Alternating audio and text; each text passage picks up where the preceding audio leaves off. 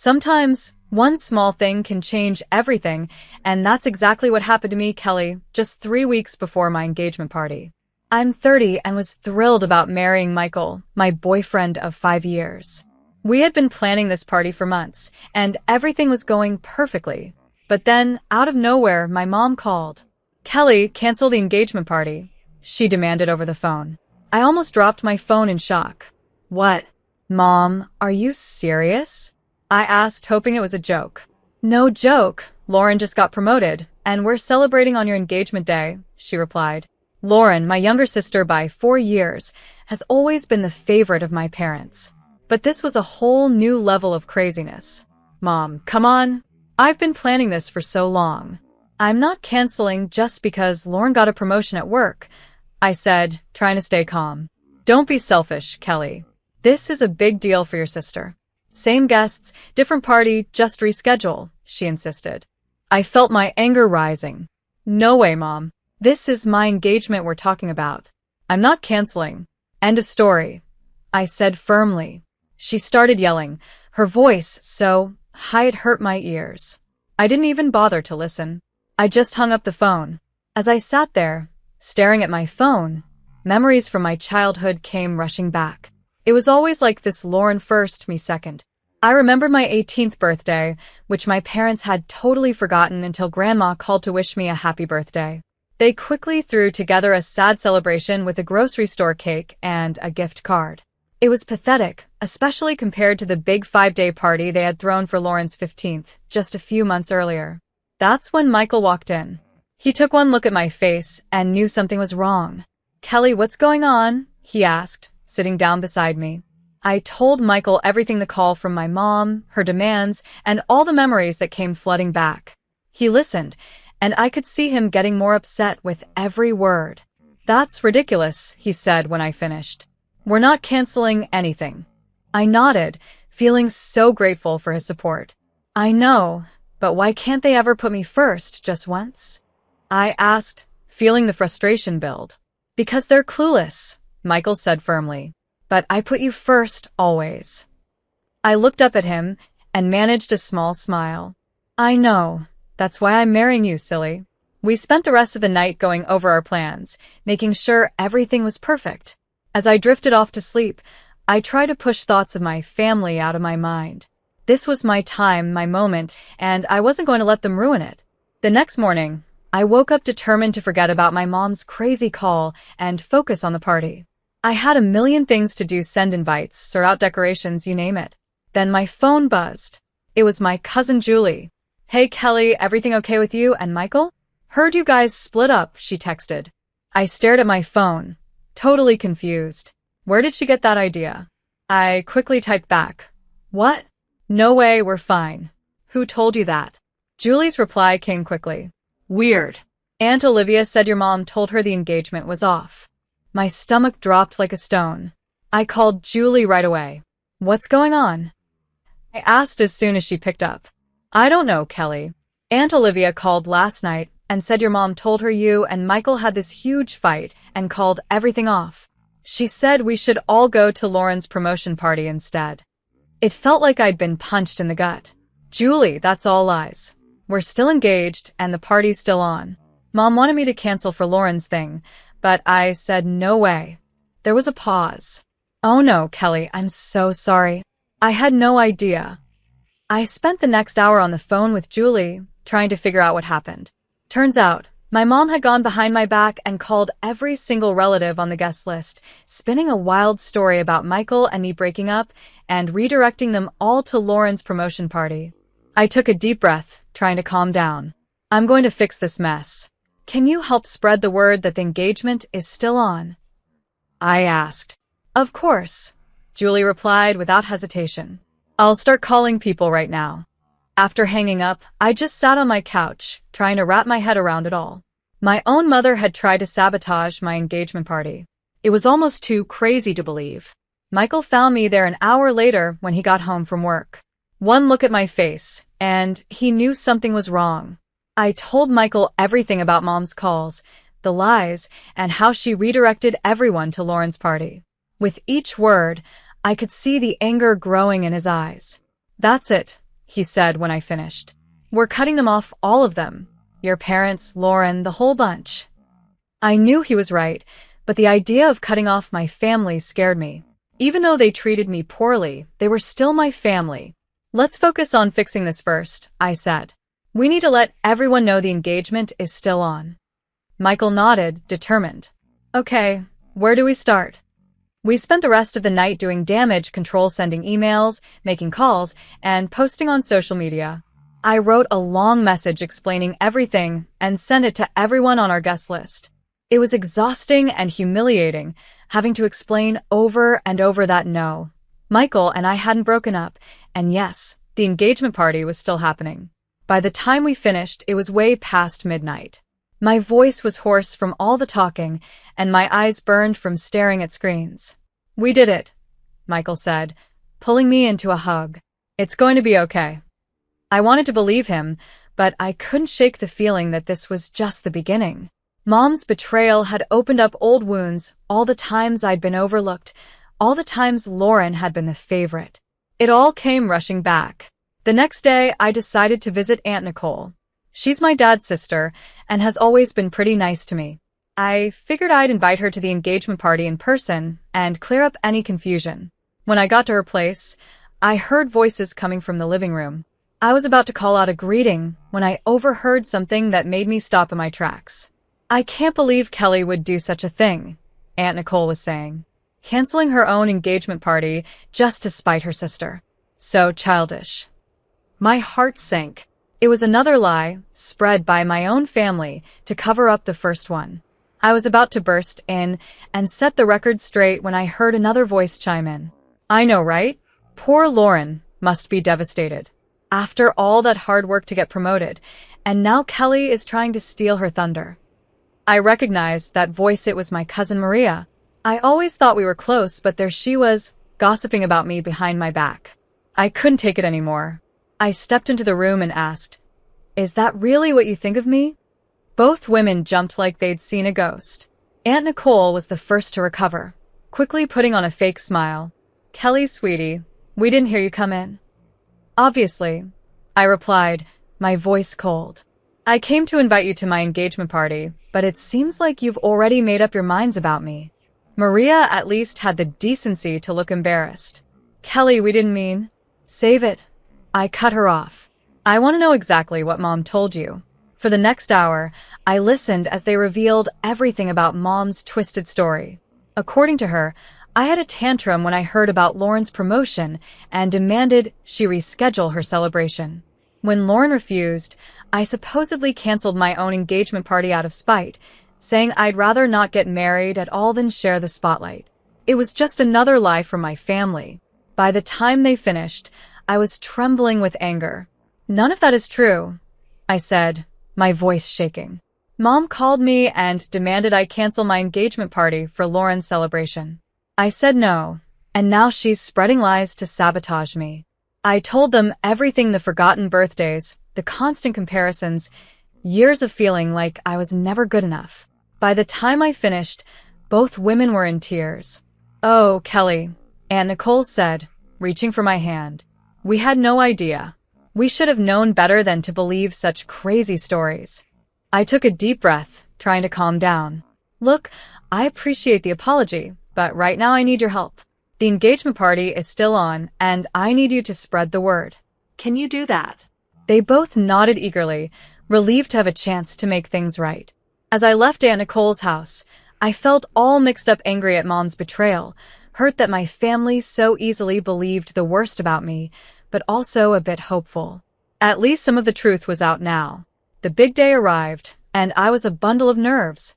As Michael and I walked up to the hall, I held my breath as we pushed open the doors, bracing myself for whatever mess we might find inside. But holy cow, I couldn't believe my eyes. The place was buzzing with people. Smiling faces turned to greet us, and a warm, fuzzy feeling washed over me. The room was packed with relatives, not just the ones we had managed to reach the day before, but faces I hadn't seen in ages. "I can't believe you all came," I said, my voice choked up. Uncle Paul, my dad's brother, came up and gave Michael a hearty slap on the back. "Of course we came," Did you really think we'd miss this? I've got to say, those rumors about your canceled engagement spread like wildfire, but it looks like they backfired big time, someone said. I laughed, feeling lighter than I had in weeks. I guess they did. As Michael and I made our way through the crowd, soaking up all the congratulations and well wishes, I couldn't help but notice that Mom, Dad, and Lauren were nowhere to be seen. No texts, no emails, not even a reluctant congratulations. But surprisingly, their absence felt more like a relief than a disappointment. Instead, I found myself drawn to Michael's parents, who were beaming at us with genuine pride and love. His mom hugged me tight and whispered, "We're so proud of you, Kelly. You're already part of our family." The party was in full swing when suddenly there was a commotion near the dance floor. I couldn't believe my eyes. There was my 83-year-old grandma in the middle, showing off what she called an incendiary dance from her youth. "Come on, you young ones," she called out, her eyes twinkling mischievously. "Let me show you how we used to dance back in my day." The crowd went wild as Grandma twirled and swayed, moving surprisingly well for her age. Soon, others joined in, and the dance floor turned into an amazing multi-generational dance-off. As I mingled with the guests, I couldn't help but overhear bits of gossip about all the family drama leading up to today. "Can you believe what Kelly's mother tried to do?" I heard Cousin Maria say to another relative. "She tried to cancel her own daughter's engagement party for her other daughter's work thing. It's nuts." "I know," the other voice replied. "Poor Kelly has always gotten the short end of the stick in that family. I'm glad she's finally standing up for herself." Instead of feeling embarrassed or upset by these conversations, I felt validated. For once, my relatives were seeing the truth about my family dynamics, and they were on my side. As the night went on, I found myself feeling truly happy and celebrated maybe for the first time ever. The absence of my immediate family, which I had been so worried about, instead felt like a huge weight had been lifted off my shoulders. The day after our amazing engagement party, Michael and I were relaxing on the couch, reliving the awesome moments from the night before when my phone rang. My stomach flipped when I saw it was Mom calling. Against my better judgment, I answered the call. "Hello." "You ungrateful, nasty girl." Mom's voice screeched through the phone. "How dare you?" I held the phone away from my ear, her angry rant loud even from a distance.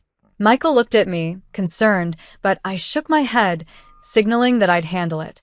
"Mom, what?" "Don't you mom me," she cut me off. "You've humiliated your sister. Only 5 people showed up to her party and they were just those nosy old aunts who'd go to anything." I took a deep breath, trying to stay calm. "I'm sorry you're disappointed, but..." "Disappointed?" "Lauren is crushed. She cried all night. This was supposed to be her moment, and you ruined it with your selfishness." I felt my patience slipping. "Mom, I've been planning my engagement party for months.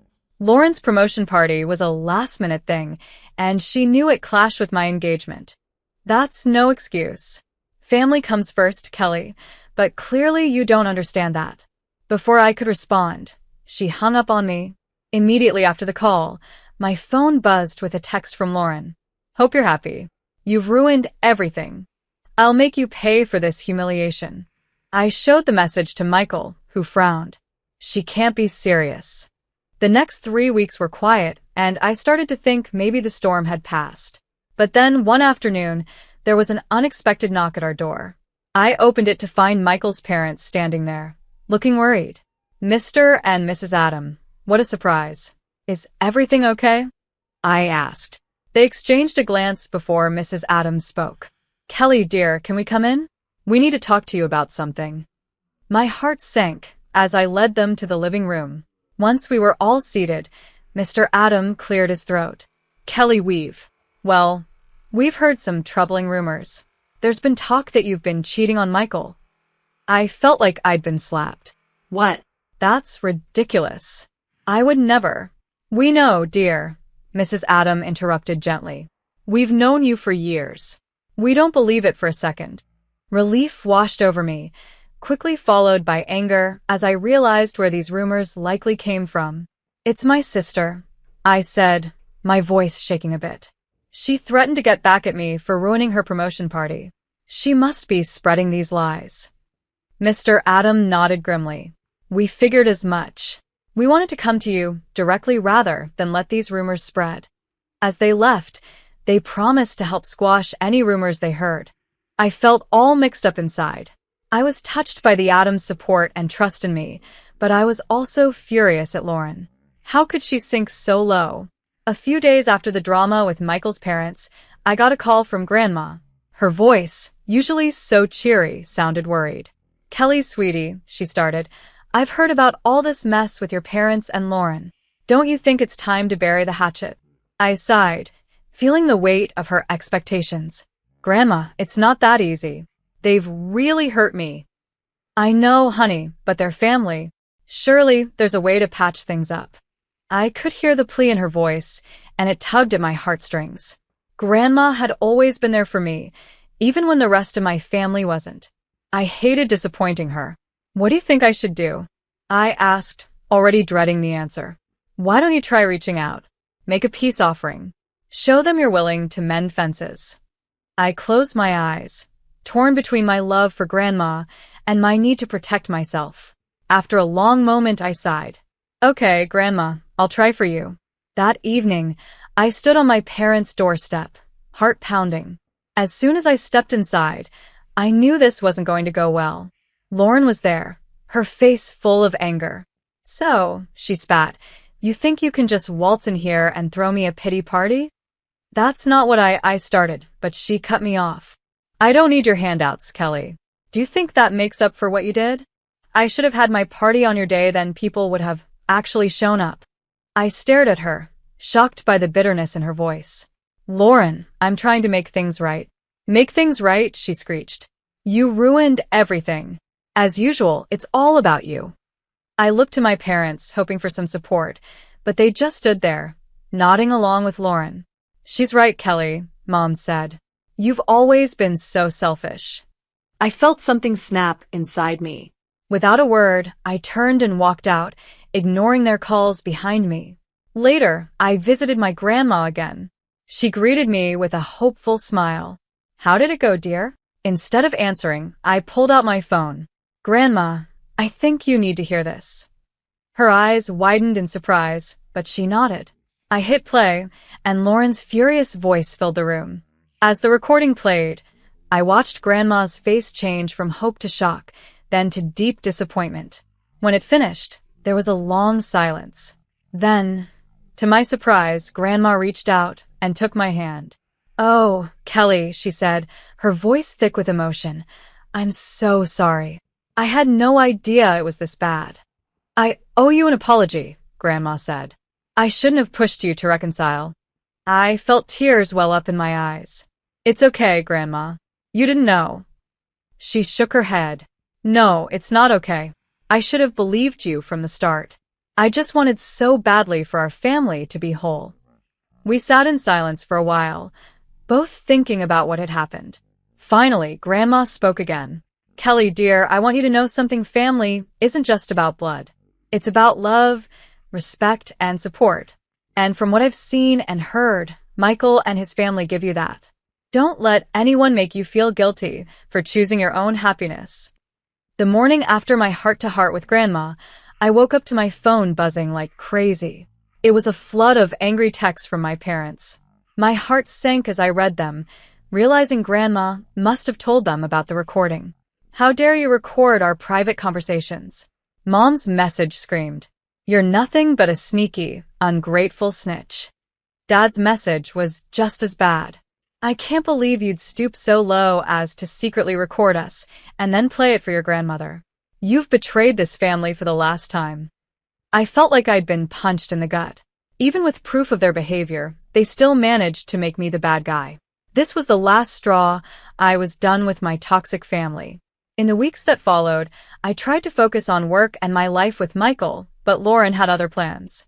Her spitefulness went into overdrive as she started harassing me.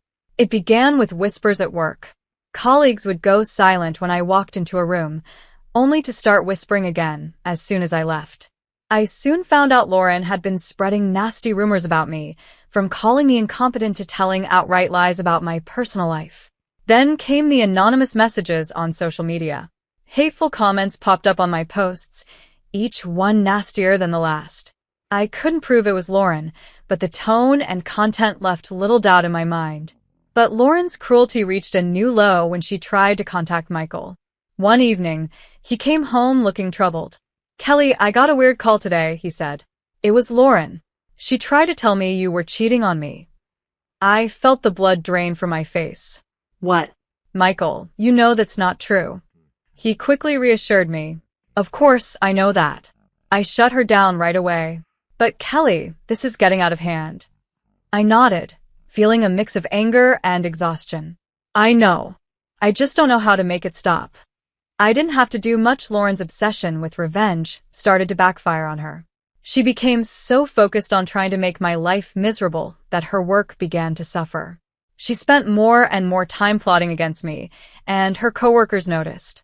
They saw her constantly whispering and spending long stretches on her phone instead of doing her job. It wasn't long before her bosses noticed too. I heard through the office grapevine that Lauren received an official warning for her poor performance. But even that didn't seem to slow her down. Then, about a month into her harassment campaign, the news broke Lauren had been demoted. The irony was clear to everyone. The promotion she had been so desperate to celebrate, the one that had started this whole mess, was now taken away. After the drama with Lauren finally settled down, I threw myself into wedding planning like it was my full-time job. We finally picked a beautiful outdoor venue, a fairy tale garden with a charming gazebo where we'd say our idos. As we stood there, imagining our big day, Michael gave my hand a gentle squeeze. "Are you happy?" he asked softly. I looked up at him, feeling all warm and fuzzy inside. "Happier than I've ever been," I replied, and I truly meant it. With the venue set, we moved on to choosing our wedding party. I asked my closest friends, the ones who had stuck by me through all the craziness, to be my bridesmaids. They all said yes, which made me even more excited. Then came the guest list. I sat at our dining table, addressing envelopes to all the relatives and friends who had supported us during the past few chaotic months. As I wrote each name, I felt a deep sense of gratitude for these people who had shown me what real family is all about. But when I got to the bottom of my list, I paused. There were 3 names I hadn't written: Mom, Dad, and Lauren. I stared at those blank spaces, feeling a swirl of emotions inside me. Michael found me there, staring at the paper. "Are you okay?" he asked, putting a comforting hand on my shoulder. I looked up at him, tears in my eyes. "I don't think I can invite them, Michael. Not after everything that's happened." He nodded, understanding. "It's your call, Kelly. Whatever you decide, I've got your back." I took a deep breath and put down the pen. "No," I said, my voice stronger than I expected. "They don't deserve to be there. This day is about celebrating love and support, and that's not something they've shown me." As I made that decision, I felt a sense of relief wash over me. This wedding was about starting a new chapter, surrounded by people who truly cared about us. And I knew that, with Michael by my side, I was making the right choice. As I said the words, it felt like a huge weight had been lifted off my shoulders. It was a bittersweet moment, realizing that cutting ties with my toxic family was the right decision for my future. There was sadness, of course, but it was mixed with an overwhelming sense of relief. The weeks flew by, and before I knew it, our wedding day had arrived. Standing in front of the mirror in my bridal suite, adjusting my veil, I was suddenly filled with a peace I hadn't felt in years. As I walked down the aisle toward Michael, I saw the faces of the people who had supported us. Michael's parents were beaming with pride, my grandma was dabbing at her eyes with a hanky, and our friends and relatives who had stood by us, despite all the family drama, were smiling warmly. These were my people, the ones who had shown me what real love and support looked like. When I reached Michael, he took my hands in his eyes shining with love. As we said our vows, I felt a deep sense of rightness settle over me. This was where I belonged. At the reception, surrounded by laughter and joy, I had a big realization. My engagement party all those months ago wasn't just about celebrating our upcoming marriage. It was the first day of my new life, a life where I wasn't an outsider anymore, but the creator of my own happiness. As Michael and I swayed to our first dance as husband and wife, I rested my head on his shoulder, feeling truly at peace. The journey had been tough, no doubt, but it had led me here to a place of strength, wisdom, and genuine happiness. "I love you," Michael whispered in my ear. "I love you too," I replied, my heart swelling with emotion. In that moment, I knew that whatever life threw our way, we'd face it together. And for the first time in my life, I was excited about the future, not scared of it. This was my fresh start, and I was ready to dive in headfirst with Michael by my side.